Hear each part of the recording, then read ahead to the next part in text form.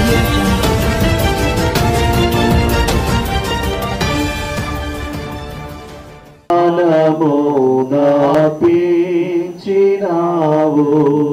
భజన చేయుచు భక్త పాలక ప్రస్తుతింతుని నామమును చెడిన వాడ నైనను సేరదీసి బ్రోచినావు పడిన నాదు గోతి నుండి పైకి లేవనెత్తినావు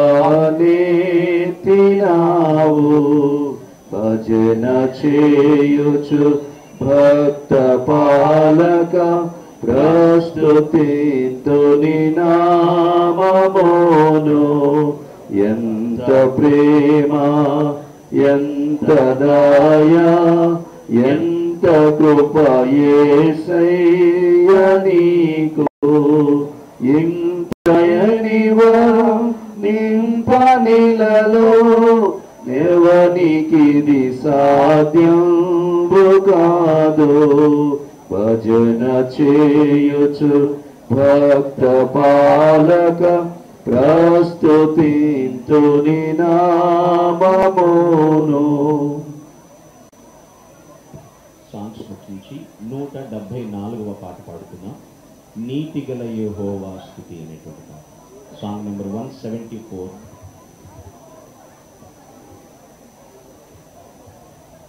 నీతి గల యెహోవా స్తుతి మీ ఆత్మతో నార్పించుడి మీ ఆత్మతో నైవించుడి దాతయో మన క్రీస్తు నీతిని దాతయో మన క్రీస్తు నీతిని దాల్చుకొని సేవించుడి నీతి గల యెహోవా స్తుతి మీ ఆత్మతో నార్పించుడి మీ ఆత్మతో సేవించుడి చదల బుడమియు రవియు జలధియు నదులు గిరులను చక్కగా సదలమంబగు దైవనామము సదలమంబగు దైవనామము సర్వదా నుతి చేయను నీతి గల యెహోవా స్తుతి మీ ఆత్మతో నార్పించుడి మీ ఆత్మతో సేవించుడి సర్వశక్తుని కార్యములకి సర్వరాష్ట్రములన్నీయు గర్వములు విడి తలలు వంచుచు గర్వములు విడి తలలు వంచుచు దుర్విలో నుతి చేయను నీతి గల యెహోవా స్తుతి మీ ఆత్మతో నార్పించుడి మీ ఆత్మతో సేవించుడి గీత తాండవ వాద్యములచే ప్రీతి పరచెడు సేవతో పాతకంబులు పరిహరించెడు పాతకంబులు పరిహరించెడు దాతని సేవించుడి నీతి గల యెహోవా స్తుతి మీ ఆత్మతో నార్పించుడి మీ ఆత్మతో సేవించుడి పరమదూతలు నరులు పుడమిని మొరలు బెట్టుచు దేవుని పరమనందు నాటి యేసుని పరమనందు నాటి యేసుని పాదములు సేవింతురు నీతి గల యెహోవా స్తుతి మీ ఆత్మతో నార్పించుడి మీ ఆత్మతో సేవించుడి ఇలను భక్తులు కోరికొనియా బలము గల్గిన దేవుని వెలయు స్తుతివే నోళ్ళ తోడను వెలయు స్తుతి తోడను విసుగు చందక చేయుడి నీతి గలయే స్తుతిమి ఆత్మతో నర్పించుడి మీ ఆత్మతో సేవించుడి ఆత్మ నీవిక మేలుకొని శుద్ధాత్మ యేసుని దండ్రిని త్రిత్వమగునా ఏక దేవుని త్రిత్వమగునా ఏక దేవుని హర్షమున సేవింపవే నీతి గలయే స్తుతిమి ఆత్మతో నర్పించుడి మీ ఆత్మతో సేవించుడి. పాడబడిన కీర్తనల ద్వారా ప్రభు నామమునకు మహిమ కలుగును గాక. వాక్య పఠనము మనము చదువుకుందాము. పరిశుద్ధ బైబిల్ గ్రంథము నుండి ఈ సందర్భమును బట్టి సామెతల గ్రంథము 10వ అధ్యాయము 7వ వచనాన్ని నేను చదువుతాను, శ్రద్ధగా ఆలకించమని మనవి చేస్తూ ఉన్నాను. సామెతల గ్రంథము 10వ అధ్యాయము 7వ వచనం. నీతిమంతుని జ్ఞాపకము చేసుకొనుట ఆశీర్వాదకరమగును. అలాగే కన్నులు మూసుకుందాం, ప్రార్థన చేసుకుందాం. దేవుడు తన వాక్యం ద్వారా మనందరినీ ఆదరించినట్లు, మనకు కావలసిన సందేశం అందించినట్లుగా డాక్టర్ వైఎస్ రాజశేఖర్ గారిని జ్ఞాపకము చేసుకుంటూ మనమందరం కూడా ప్రార్థిద్దాం. పరిశుద్ధుడు పరిశుద్ధుడు పరిశుద్ధుడు అని నిత్యము స్తుతింపబడుతున్న మా పరమ తండ్రి, నీ ఘన దివ్య నామమును బట్టి నిన్ను స్తుతిస్తూ ఉన్నాం. మీరు మా రాజువు నాయన, మా యొక్క తండ్రివి. అబ్బా నాయన అని పిలిచేటువంటి అర్హత మాకు ప్రసాదించి ఉన్నావు. నీకు స్తోత్రములు తండ్రి. మా అభిషిక్తుడానికి వందనములు. మేము ఇంతవరకు పాడిన పాటల ద్వారా మీ నామమునకు మహిమ తెచ్చుకుని ఉన్నారని విశ్వసిస్తూ ఉన్నాము. నీ ప్రియకుమారులు ప్రభువా డాక్టర్ వైఎస్ రాజశేఖర్ గారిని జ్ఞాపకము చేసుకుంటూ నాయన నిన్ను స్తుతిస్తూ ఉన్నాము. నీ సందేశం కొరకు ఎదురు చూస్తున్నాము. మీ ఆదరణ మాటలు మాకు అందించి మేమందరమును కూడా ప్రభువా నిన్ను ఘనపరచినట్లుగా కృప చూపించమని క్రీస్తు నామమున ప్రార్థిస్తున్నాము పరమ తండ్రి, ఆమేన్. మంచిది. ఈ సమయంలో దేవుని వాక్యమును విందాము. ప్రియమైన దేవుని బిడ్డలారా, ప్రభు నామమున అందరికీ వందనములు శుభములు తెలియజేస్తున్నాం.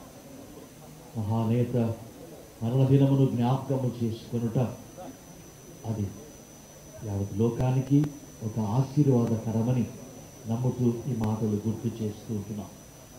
జ్ఞాపకము చేసుకొనుట అనేది ఒక మధురానుభూతిని కలిగిస్తుంది. మన ప్రియులను, మనతో లేని వారిని మనం గుర్తు చేసుకున్నప్పుడు వారి యొక్క అనుభవాలన్నీ గుర్తుకొస్తాయి.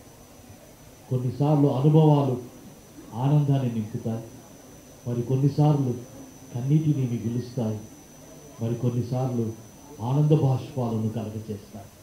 కనుక ఈ మధురమైన అనుభవాలను జ్ఞాపకము చేసుకోవడము బైబిల్ ఏమని చెప్తుందంటే అది దీవెనకరము అని చెప్తుంది.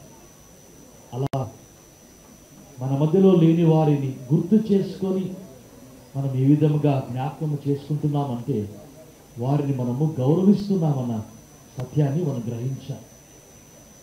మనం వారిని హానర్ చేసుకుంటున్నాం. ఎందుకనగా వారు మిగిల్చిన ఈ అనుభూతులన్నీ కూడా నిరంతరము మనకు, మన కుటుంబాలకు అది దీవెనకరంగానే ఉంటున్నాయి. కనుక వారిని జ్ఞాపకము చేసుకోవాలని గుర్తు చేసుకుంటున్నాం.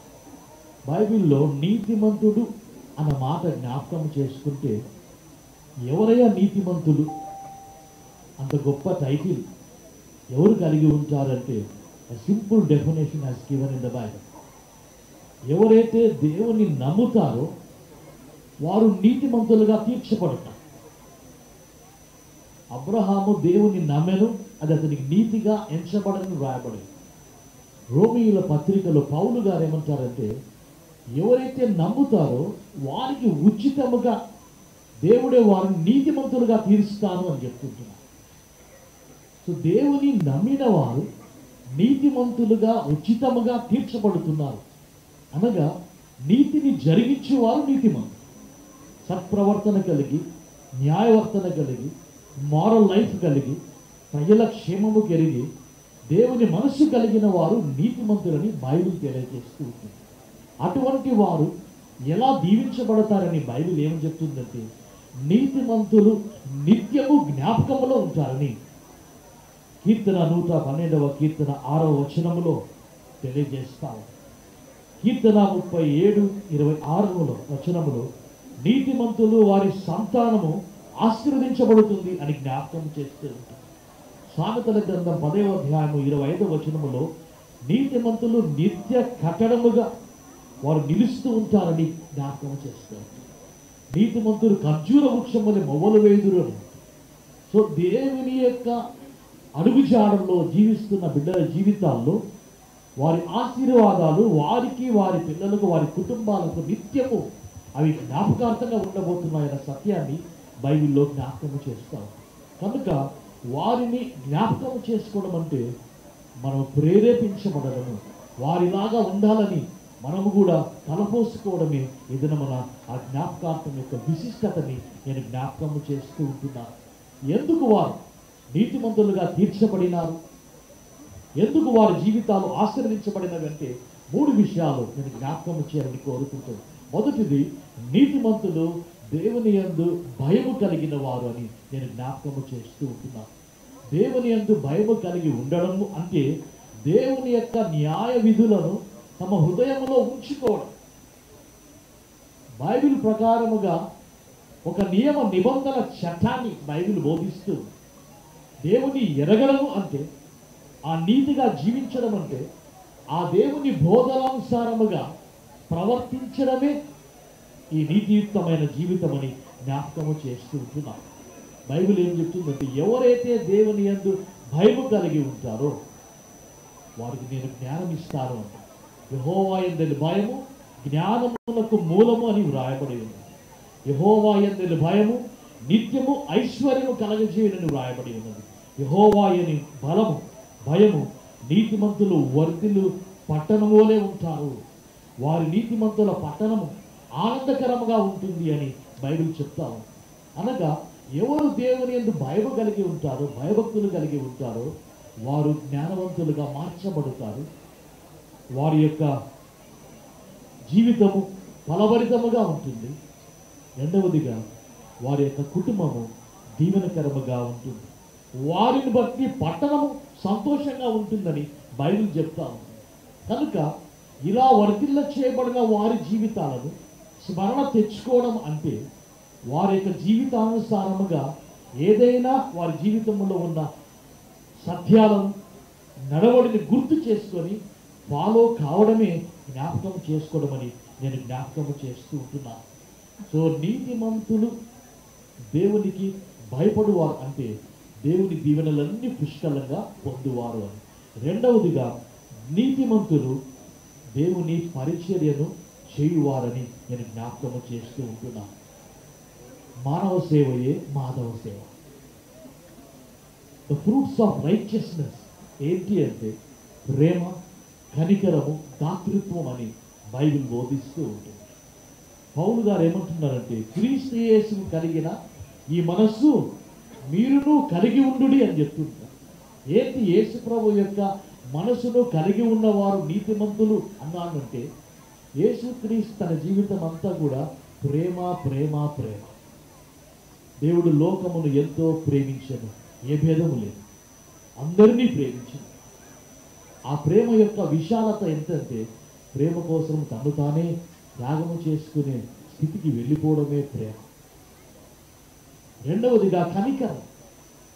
ఎవరైనా కష్టంలో ఉంటే, ఇరుకుల్లో ఉంటే, ఇబ్బందుల్లో ఉంటే యేసు ప్రభు ఆగిపోతాడు, ముందుకు సాగలేడు. వారి దగ్గరికి వెళ్ళి వారిని ఓదార్చి, వారి అక్కర్లు తీర్చి, వారిని ఆనందముతో నింపి వారి గురించి చింతించే స్వభావాన్ని కలిగిన వాడు యేసు ప్రభు. కనుక మూడవదిగా దాతృత్వము కలిగి, దేవుని కలిగిన వారు నాది అనుకో, ఇది మనది అనుకుంటారు. ఆది సంఘము సమిష్టిగా అందరూ ఆనందాన్ని పంచుకున్నారు. కారణం ఏంటంటే దేవుని యొక్క బోధ వారి జీవితాల్లో నిలిచిపోయిందని జ్ఞాపకం చేస్తూ ఉంటున్నాం. కనుక దేవుని భయం కలిగిన వారు దేవుని పరిచర్యకు తను తాను సమర్పించుకుంటారు. అలాగనే మన దివంగత నేతగా దేవుని యొక్క బోధలను ఎరిగి నీతిమంతులుగా మారి ఆ నీతియుక్త జీవితంలో ప్రేమ ప్రేమ ప్రేమ శత్రువులను సహితము ప్రేమించి తన దగ్గరకు వచ్చి వారు ఎంత మాత్రము త్రోసివేయకుండా వారికి చేయదగిన పనులు చేస్తూ ఈ దినమున యావత్ ప్రపంచములో ఆయన కార్యాలు గుర్తు చేసుకుంటున్నారంటే ఆయన మనసు ఎంత ఔన్నత ఒకసారి గుర్తు చేసుకోవాలని నేను మనవి చేస్తూ ఉంటున్నాను. ఆయన కనికరం, ఆయన దగ్గరికి వచ్చిన వారిని ఆయన ఎంత మాత్రమో త్రోసివే పేదలు కనుబీదలు వారి కన్నీటిని వారి బాధను చెప్పుకోలేని వారి ముఖ కౌలికలను చూసి వారు ఎలాంటి స్థితిలో ఉన్నారని మనసు ఎరిగి గ్రహించిన వారు యేసు స్వామి అలా చూస్తానే వారు ఏ స్థితిలో ఉన్నారో వారికి ఏది అవసరమో అనేది ఆయన తెలిసిపోతుంది. అలాంటి మనసును కలిగి ఆ ప్రజల యొక్క జీవితాల కొరకే నేను ఏమి చేయగలను, ఏమి చేస్తే నా జీవితము సార్థకమవుతుంది, ఎలాంటి పరిస్థితులలో నేను నా బిడ్డల కొరకే నేను నా జీవితాన్ని సమర్పించగల త్యాగాన్ని కలిగిన వారే మన వైఎస్ఆర్ దేవుని నేతగా. ఈ నీతి అనేది ఒక స్థితి, దేవుడు తాను నియమించిన స్థితి. ఏంటి అంటే దేవుని యొక్క ప్రణాళికలో ఒక ఏలిక, ఒక నాయకత్వం, ఒక పరిపాలన ఇది దాగి ఉన్నాయి.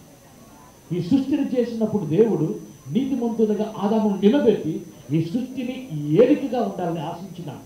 అనగా ఆ పరిచర్యలో నీతియుక్తమైన పరిచర్యలో అందరూ క్షేమంగా ఉండాలని ఆయన కోరుకున్నారు. కనుకనే ఆయన స్థిరస్థాయిగా నిలిచిపోయింది. కనుక ప్రేమ కలిగి ఉండాలి, కనికరము కలిగి ఉండాలి, దాతృత్వము కలిగి ఉండాలి. ఇవే ఫ్రూట్స్ ఆఫ్ ద రైచియస్నెస్. మూడవదిగా జ్ఞాపకం చేసుకుంటే దేవుని మీద సంపూర్ణముగా ఆధారపడాలి.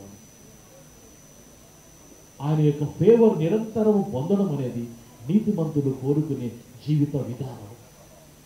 ఎందుకంటే ఈ లోకములో నీ తల్లి అయినా మరచును కానీ నేను నిన్ను మరవనని వాగ్దానం చేసినాడు దేవుడు. నన్ను నడిపించేవాడు ఆయనే. అందుకని కీర్తనకాడు అంటాడు, నడిపించు నానావా నడి సంద్రమున దేవా. సముద్రం మధ్యలో కూడా ఆయన తోడు ఉంటుందని జ్ఞాపకం చేస్తూ ఉంటున్నాడు. దేవుని బిడ్డలారా, ఈ సమయంలో మనం ఎప్పుడయ్యా దేవుని నమ్ముతామంటే మనకు అన్ని మంచి జరుగుతాయనే దేవుని నమ్ముతాం, ఆయన మీద ఆధారపడతాం. ఏదైనా జరగకూడదు జరిగిందంటే అప్పుడే మన నమ్మకత్వంలో ఒక మార్పు కనగలుగుతాం. కానీ ఈ దివంగత నేత అలా కాదండి. పౌలు గారి మాటలు గుర్తు చేసుకుని నా మట్టుకైతే బతుకుట క్రీస్తే అంటే క్రీస్తు పనులు చేయడమే నా జీవితము, చావు అయితే లాభము అని కోరుకున్నాడు. కనుకనే తన జీవితాన్ని ప్రజలకే అంకితం చేసి ప్రజల కోసమే సమస్తమును దారపోసినాడు. నీతియుక్తమైన జీవితాన్ని ఆయన కోరుకున్నాడు. నీతిమంతులు దేశమును స్వతంత్రించుకుందురని దేవుని వాగ్దానం నెరవేర్చింది. అది నెరవేర్చింది ఆయన జీవితము. ఆయన నీతిగా జీవించినాడు, క్రీస్తు మనస్సు కలిగినాడు, క్రీస్తు కార్యాలు చేసినాడు. కనుక ఈ దేశాన్ని తన యొక్క స్వాధీనంలో ఉంచుకున్నగా అందరి మనస్సులో చెరగని ముద్ర ఆయన వేసుకున్నాడు. అందుకని హెబ్రీ పత్రిక ఏమంటారంటే వారు చనిపోయినను వారు మనతో మాట్లాడుతున్నారు అంట. వారు చనిపోయిన ఎలా మాట్లాడుతున్నారంటే వారు చేసిన పనులే. ఈ విధమున బడుగు వర్గాలైతేనేమి, ఉన్నత స్థాయి విద్యార్థులైతేనేమి, కడు బీదలైతేనేమి వారు పొందుతున్న ఇవన్నీ ప్రోగ్రాములు ఒకసారి ఆయన ప్రారంభించిన పనులు జ్ఞాపకం చేసుకున్నప్పుడు అవి ఎంతటి హృదయాలలో వైఎస్ఆర్ చిరస్థాయిగా నిలిచిపోయినాడు గుర్తు చేస్తూ ఉన్నారు. ప్రియమైన దేవుని బిడ్డలారా, ఈ ప్రత్యేక సమయంలో ఆయన జ్ఞాపకము చేసుకుంటున్నామంటే ఆయన యొక్క కార్యాలను జ్ఞాపకం చేసుకుంటున్నాము. ఊరికి జ్ఞాపకం చేసుకోవడం మాత్రమే కాదు, ఈ దినం దిస్ ఒక ఛాలెంజ్, ఒక ఇన్స్పిరేషన్. ఆయన బాటలో నేను నడవాలి, ఆయన పనులు నేను చేయాలి అనే నీతిమంతుని కుటుంబము నిత్యము జ్ఞాపకములో ఉంటుంది అనగా సార్ గారు చేసిన ఈ కార్యములన్నీ అనుకున్నవన్నీ 100% చేయలేకపోయారు. కానీ ఆ గురుతర బాధ్యతను, ఆ దీవెనలను రెండంతలుగా తన కుమారుడైన గౌరవనీయులు వైఎస్ జగన్మోహన్ రెడ్డి గారికి ఆయన ఆపాదించినాడు. ఆ బరువు బాధ్యతలు ఆయన చేతులు పెట్టినాడు. ఈ నవరత్నాల కార్యక్రమాలు అవి జరుగుతూ ఉంటే ప్రజల ముఖాల్లో ఎంతటి ఆనందం, ఒక హోప్, ఇది చేయగలడు, ఈ సామర్థ్యాన్ని మా జీవితాల్లో రుచి చూపించగలడన్న ఎదురు చూపుతో రాష్ట్ర ప్రజలంతా ఎదురు చూస్తూ ఉంటుండగా ఆ దేవుడు కూడా తన యొక్క సన్నిధానము నుంచి ఆశీర్వాదాలతో చూస్తూ ఉన్నాడు. నిద్రించిన దాసుడు దివంగత నేత కూడా మన కొరకు విజ్ఞాపన చేస్తూ ఉన్నాడు. కాబట్టి ఈ మాటలు జ్ఞాపకం చేసుకున్నాడు. ఈ దినమును ఎందరైతే ఆయన స్మరణ దినాన్ని జ్ఞాపకం చేసుకొని కార్యాలు చేస్తూ ఉన్నారో వారికి అందరికీ ఒకటే మాట నేను చెప్తుంటున్నాను. ఆయన అడుగుజాడల్లో ఆయన పంచిన ప్రేమ, ఆయన చూపిన కనికరము, ఆయన జీవించిన జీవితము, ఆయన చేసిన సేవ, ఆయన ప్రజల కొరకే సమర్పించిన సమర్పణ జీవితాన్ని జ్ఞాపకము చేసుకొని ఆ ప్రకారంలో కొంచెము మనం అందరము చేసి ఘననివాళి అర్పిస్తూ ఆ దేవునికి మహిమకరంగా ఉండులాగున పరిశుద్ధాత్మ దేవుడు వారి కుటుంబమును రెండంతల ఆత్మతో నింపి మన సీఎం గారు అనుకున్న కార్యములన్నీ కూడా సంపూర్తి చేసి ఆ తండ్రికి నిండైన ఆనందాన్ని ఇచ్చులాగున పరిశుద్ధాత్మ దేవుడు తోడై ఉండి నడిపించదు గాక. ఆమేన్.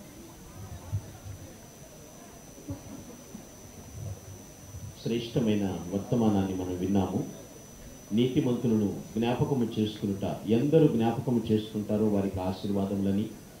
మరి విన్న వాక్యమును తలపోసుకుంటూ కొద్దిసేపు మౌనముగా ఆ మహానేతను స్మరణకు తెచ్చుకుంటూ ఘనమైనటువంటి నివాళి అర్పిద్దాము. విన్న వాక్యమును నెమరు వేసుకుంటూ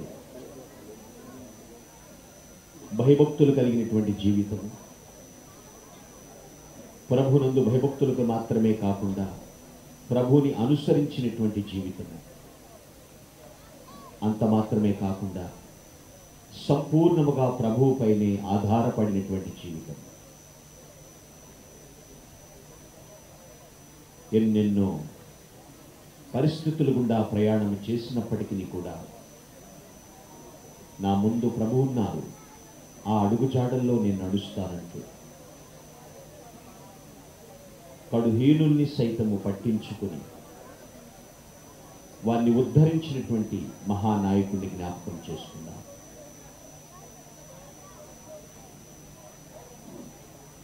అసలు ఆనందమే లేనిటువంటి జీవితాల్లో పరమానందాన్ని నింపినటువంటి ప్రభుదాసుని జ్ఞాపకం చేసుకున్నాం. వాక్యమును ఎరిగి అనేక జీవితములను వెలిగించినటువంటి దేవుని కుమారుని జ్ఞాపకం చేసుకున్నాం. భరోసానిచ్చినటువంటి వారి కుటుంబమును బట్టి దేవుని స్తుతిస్తూ ఉన్నాం. కొద్ది నిమిషములు మౌనంగా ఘనమైన నివాళి అర్పిద్దాం.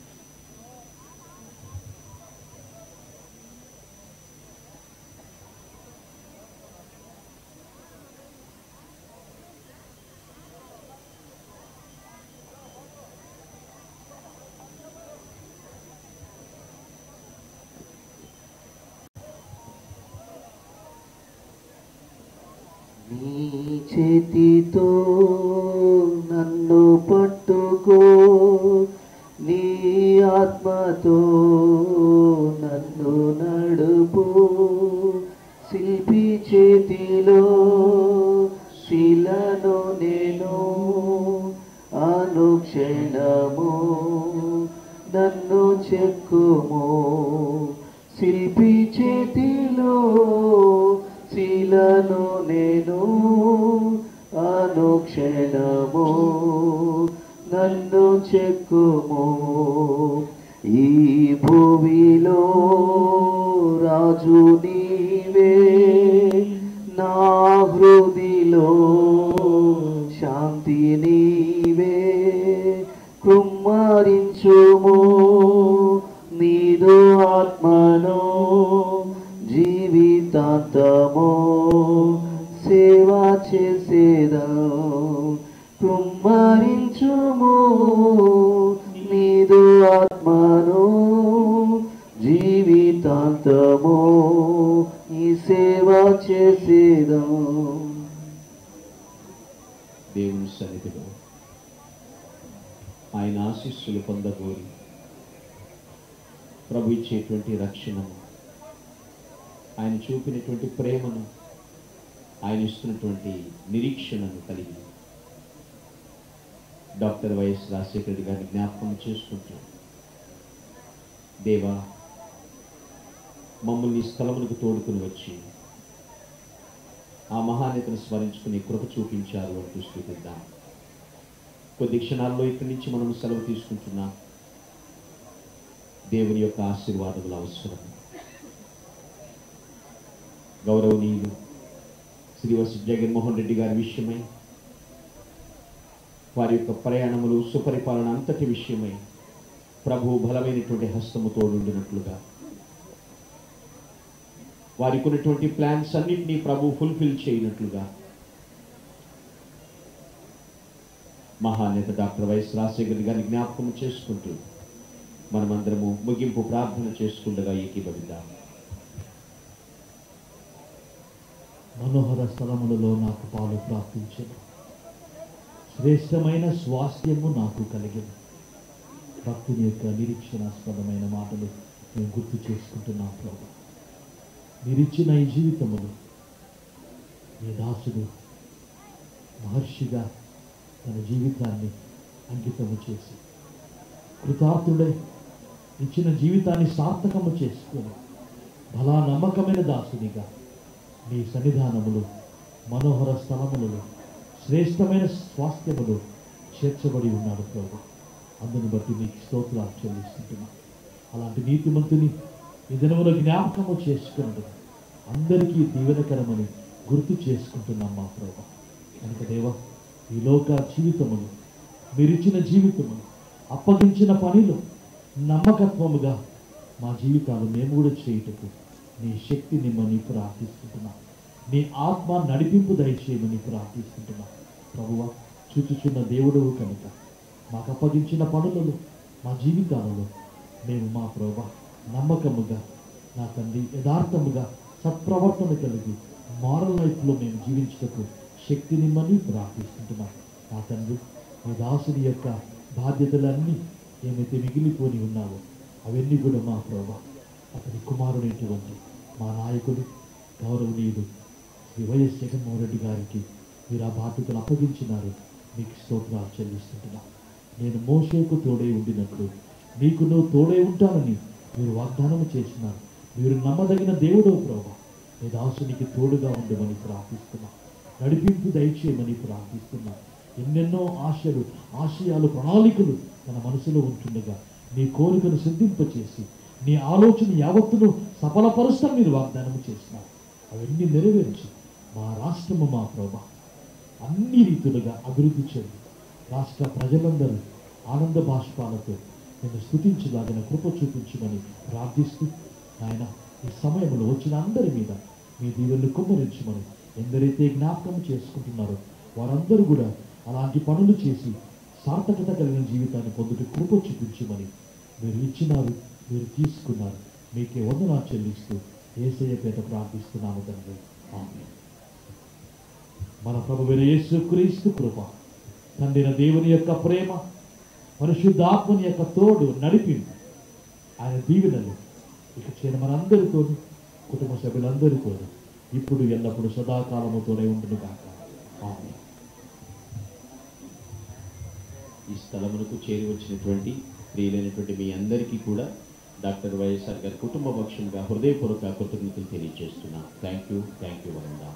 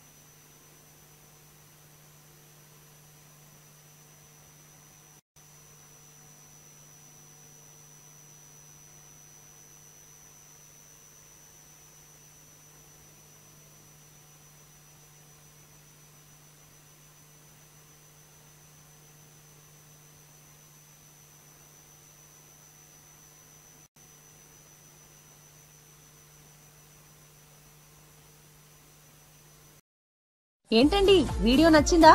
అయితే ఓ లైక్ వేసుకోండి, లేదంటే ఓ కామెంట్ చేయండి. ఎప్పటికప్పుడు మా వీడియోస్ చూడాలంటే సబ్స్క్రైబ్ చేసుకోండి.